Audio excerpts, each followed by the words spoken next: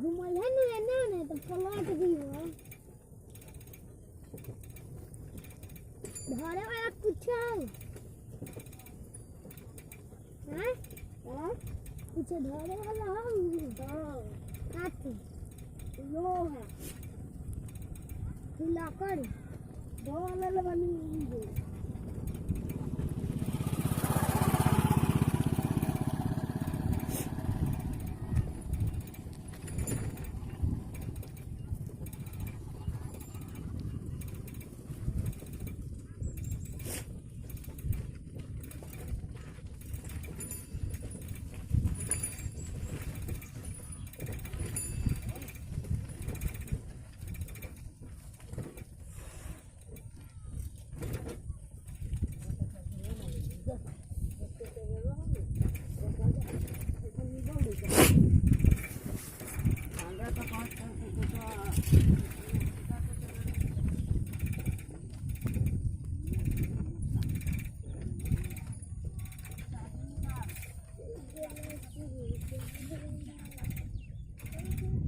और जन बांधा तो नहीं हो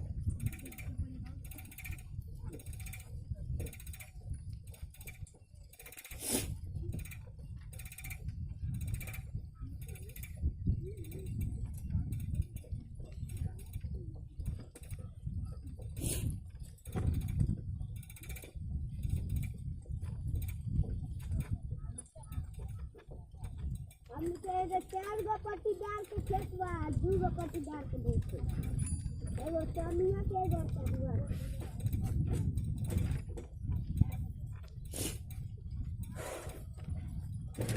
सनवा के तो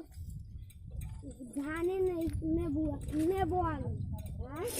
सनवा तो धान ने बोआल किनाले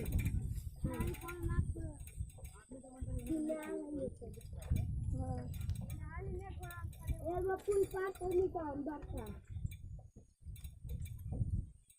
है एगो छोटा का